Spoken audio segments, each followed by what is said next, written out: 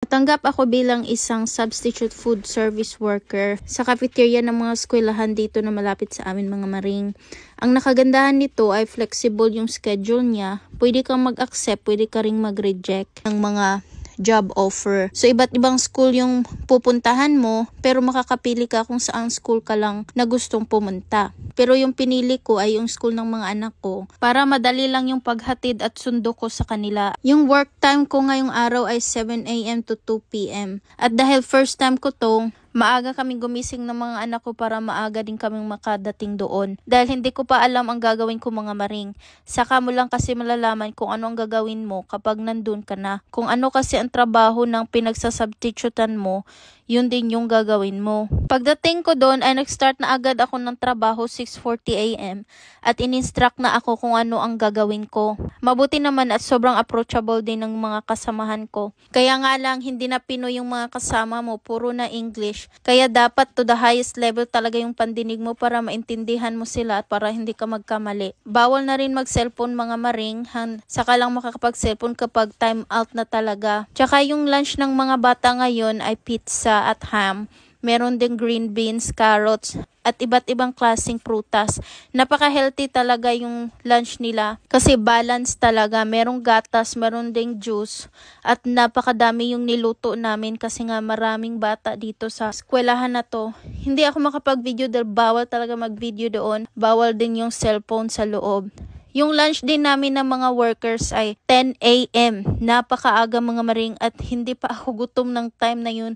Kaya konti lang yung kinain ko. Kasi pagkatapos ng 10 to 10:30 yung break time, 30 minutes lang. Pagkatapos niyan, wala ka ng break time. Tuloy-tuloy na yan hanggang 1:30 p.m. Kasi pagka 10:30 ay start na ng mga lunch ng iba't ibang grades. Hindi sabay yung lunch ng mga grades mga maring. Iba't iba yung time. Iba yung time sa first grade, sa second grade, third grade, hanggang fifth grade.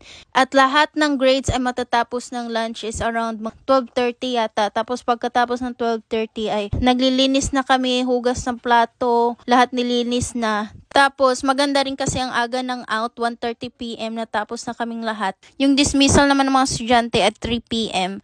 Pero umuwi na ako ng 1:30 p.m. mga maring dahil pinick up na pala ng asawa ko ng maaga ang mga bata dahil may lagnat si Riley. Buti na lang at maaga siyang nakauwi ngayong araw. So ngayong week na to ay isang offer lang yung nakuha ko at may na-reject na rin ako mga offer last week kasi hindi siya sa school ng anak ko. Mahihirapan ako sa time kasi yung drop off ng eskwelahan ng anak ko ay 7:30 a.m. Tapos yung offer na yun ay dapat nandun na ako 6:30 a.m. sa school na yun.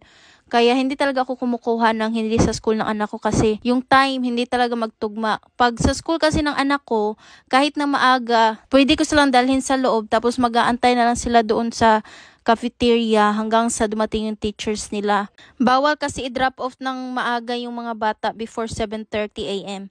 Dapat 7:30 talaga kasi yung time na yun, nandun na yung mga teachers. At may na-reject din ako dahil hindi ako available na makapagtrabaho kasi nga yung anak ko may sakit the whole week. 3 na yata yung na-reject ko.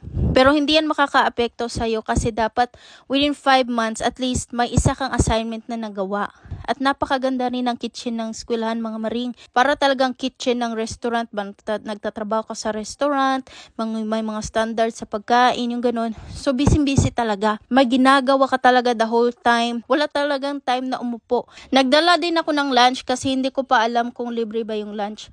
Pero libre yung lunch mga maring ng mga workers, pati teacher. Kung ano yung inihanda para sa mga bata, yan din yung makakain mo. So siguro next time kung pumunta ako, hindi na ako magdadala ng lunch. So pagkatapos nito ay mag-aantay naman ako ng available job posting na naman sa app. May app kasi na ginagamit. Tapos doon mo makikita lahat ng mga job posting. Meron din silang substitute teacher. Pwede ka rin mag-substitute teacher or substitute food service worker at the same time. Dalawang gagawin mo. Pero hindi ko kinuha yung pagiging sub-teacher kasi hindi talaga siya para sa akin mga maring. So yung kinuha ko ay yung food service lang.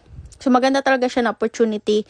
Kagaya ko na mamshi na walang ibang magbabantay sa mga anak kasi pwede kang mag-choose kung gusto mo magtrabaho ngayon or hindi. Pero dapat pasensya lang kasi hindi talaga everyday may available job. Saka lang kung may job posting kasi may umabsent na employee, ganun. At least may inaantay akong trabaho at extra income kahit hindi malakihan. At least meron. Weekly nga yung sweldo dito mga maring at ito pa yung first day ko talaga at first time kong ginawa. Kaya ino-observe ko pa ang lahat kung on time ba din sila magbayad mga maring. So, update ko na lang kayo sa mga susunod na pangyayari mga maring. Bye!